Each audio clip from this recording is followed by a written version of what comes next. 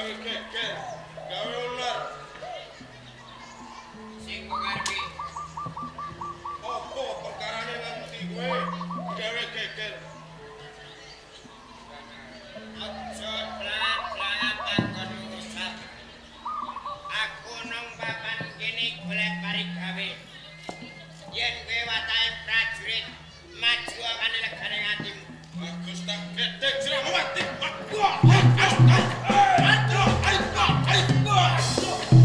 Wong samono kadek. Aku ning kene pati. Aja mlewat cilik.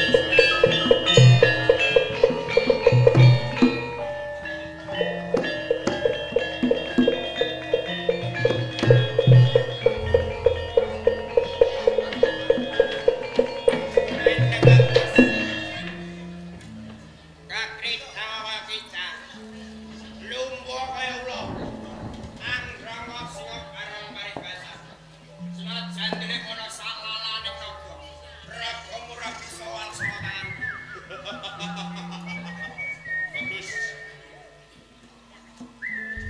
Wong musuh ngene tak baratan. Pilih bobot klitan Ini ora. Bukasan penumbak bogong sudut utung. Ora tedas papak palupan pisan kring bagus. Yen pancen kowe duweni aji jaya kawijaya. Ayo. Didadak ing papan kene kuah-kuah bapak. Saran bal kawujudan apa? Iki sing bal ngasih nyawamu. Maju ganti negare ati. Ayo.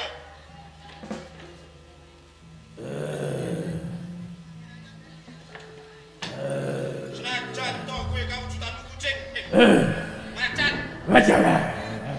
Tak kembali kawujudanmu.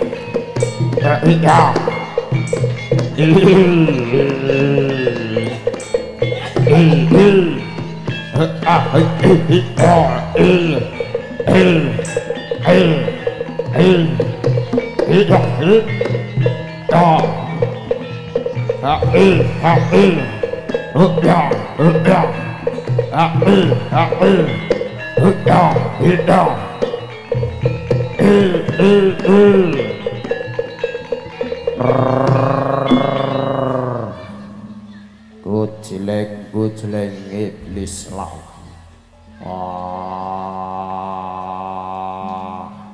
Manungsa ratatawan. Manungsa. Yen kowe kena tak emak. Luwih becik sumingira ing papan kene. Ora usah ganggu tapa brataku.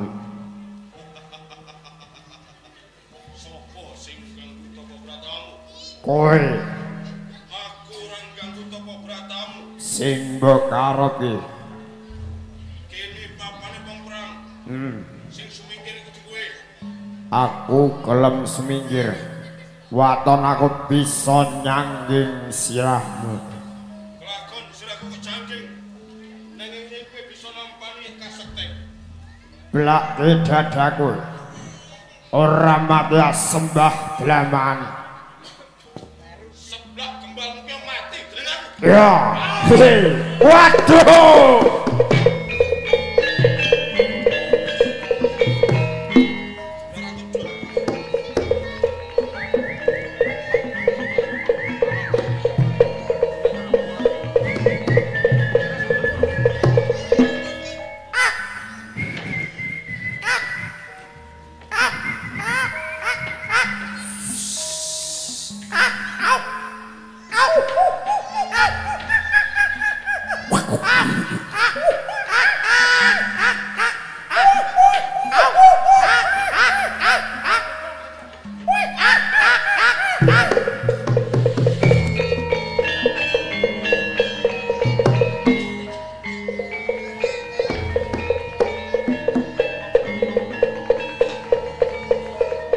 Ayo. Assalamualaikum. Aduh, tiba aku. Iya.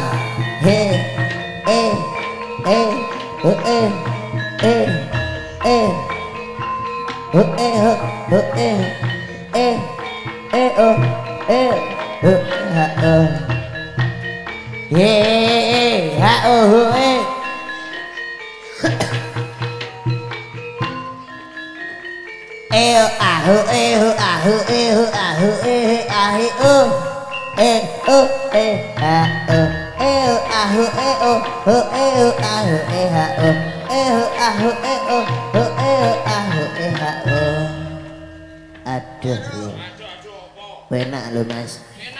Heeh. Lho, iki kaya lho ana sing kepenak neh. Lho, dungokno iki. Ayo Mas, tarik. Ana ta? Oh. Oh, enak iki Mas. Buase.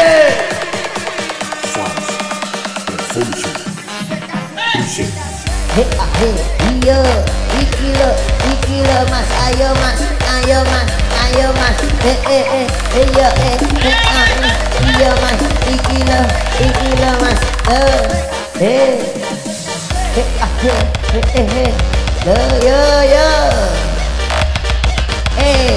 makasih.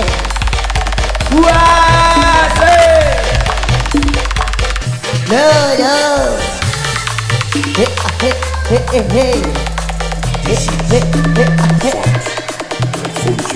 Oh, enak tuh Mas, lo ya. Kandang. Iya, iki lo, iya. Cok.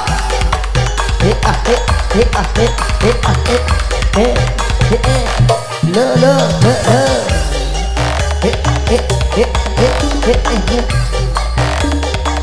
Buase. Yo, ayo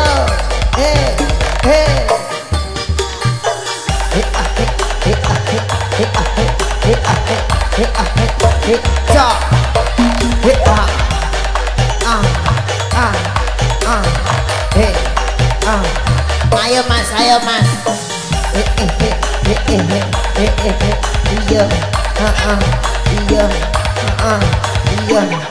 Iya, ikilah Mas. Yo, iya, enggak. Oh, enak tuh Mas. Buase.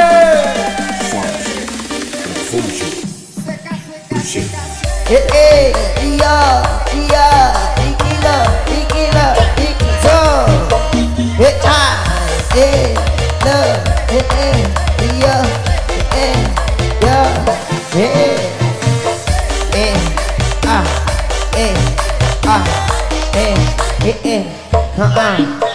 Cak.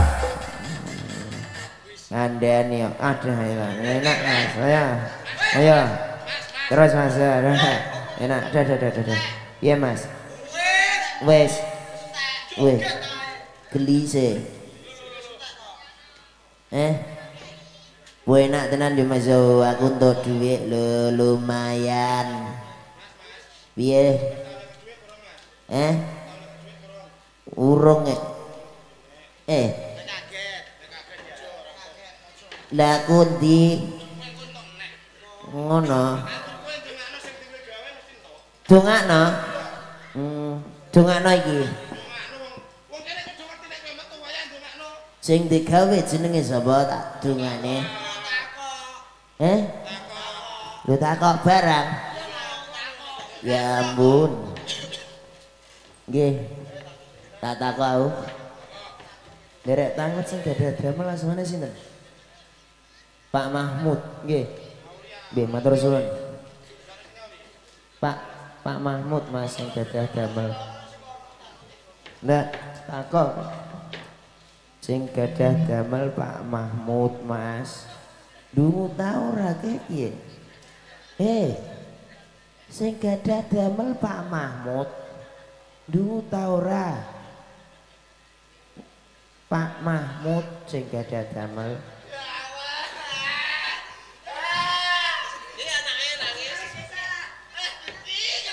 Lali ra nggo wedhot aku malah nangis anakku. Piye re? Aku mang wis ning guri kok. Kon takok jenenge sing digawe.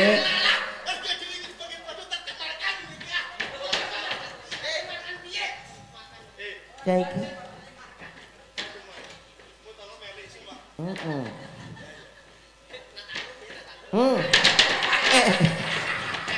Jabang bayi amit-amit. Lah kan tekan ngono barang sik. Nek tantrum mriki posisi anake Abis ya. Ayo. Dongano Pak Mahmud. Ayo. Dinggo aku tak bomah. Ora usah. Lho lagi nih. Wis kadung metu dongano kowe. Ya ampun. Dongo. Lapo kok mas. Kono ndang salen. Bocah kok alah kandhan cuci baju, cuci tangan, cuci kaki bebek. Iya wis ora tak ndongakno iki lho. Bapak. Lapo? Kon takok. Iku sing ndong. Dongano.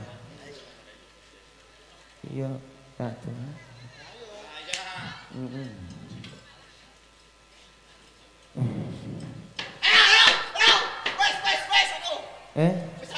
Iya tak ndonga sak Mas. Assalamualaikum warahmatullahi wabarakatuh.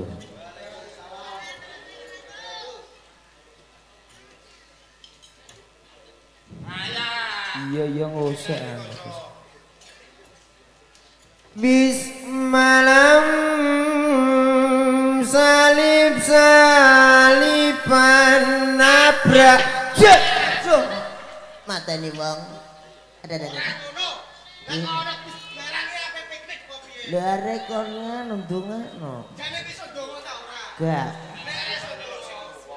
kalau sing tuwa perwakilan Mbah Mudin mriki wis ditangkap kok iya perwakilan tuwa sing ditoprak kene ngono wis diundang ya Mas ya diundang sing tuwa ya. Baik, masih bersama Ketoprak Cahya Muda. Kita panggilkan siapa dia kalau bukan Pelontos rek. Lah piye? Nek dhuwur kabeh. Dhuwur kabeh. Kita panggilkan siapa dia kalau bukan Pelontos rek. Dhuwur lho. Ayo Dos.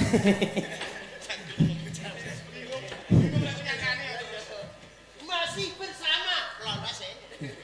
Iya. Terakhir ku lho Pelontos ya. Iya iki kon apa? Nganu dilurus Darmadi emang.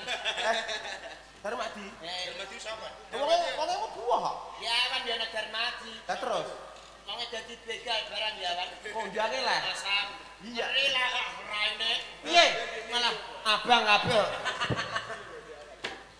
Wes. Nggih, matur suwun dumateng panjenenganipun Bapak Mahmud kalian garwanipun ingkang sampun ngrawuhaken Ketoprak Cahya Muda main mboten dusun blentengan niki peleh lan mboten bosen-bosenipun sedaya warga ing dusun Glentengan mboten bosen-bosenipun ningali kula sak kanca sak kru Ketoprak Cahya Muda. Namung ing mriki kula namung saged ndongaaken dumateng panjenenganipun Bapak Mahmud mugi-mugi tansah pinaringan panjang umur, rezeki ingkang sumulur, ingkang barokah, adoh bilai cedak rezeki. Amin Allahumma amin. Aja sing gadah damel. Sing mirsani uga tanpa terkecuali sing mirsani pokoke didongak. Oh iya. Ingkang mirsani ing dalu menika nggih kula dongake mugi-mugi benjang-enjang karipan. Lah iya sesuk nek karipan. Dongake sing apik. Nggih, didongake sing apik, mugi-mugi panjenengan sami ing mirsani ing dalu menika lan mangke sasi ngarep nggih main mriki meleh nggih. Ana aku ngerti kok. Sasi Agustus gitu. Heeh, nanggap meleh. Sedaya masyarakat Blendengan nggih kula dongake mugi-mugi tansah pinaringan seger waras. Panjang umur, rezeki semulur. Ingkang petani mugi-mugi taninipun tuwuh kathah lan boten wonten hama wereng. Hama tikus. Hama walang. Hama kadal. Hama tekek. Muni homa-homa maksud kanjang.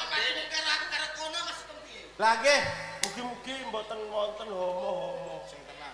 Lah iya Kowe nek ora tenanan ora ditangkap ning kene. Nggih, ngapuntenipun. Ingkang merantau nggih kula dongake mugi-mugi tansah pinaringan seger waras, mangkat slamet mulih slamet. Bakul-bakul nggih kula dongake laris manis Tanjung Kipul. Tambal ban nggih kula dongake mugi-mugi. Iki masalah tambal ban lho.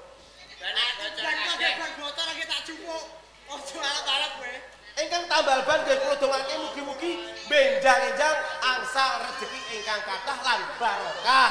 Amin Allahumma. Karo sing cacah damel ono klintu. Lah kalian menika kula mewakili sedaya para kanca-kanca nyuwun ngapunten apabila wonten kekurangan anggere kula atur panglipur dumateng panjenenganipun Bapak Mahmud sakeluarga lan masyarakat dusun Blendengan kula nyuwun gunging samudra pangaksami. Wabillahi taufik wal hidayah. Wassalamualaikum warahmatullahi wabarakatuh. Suwun.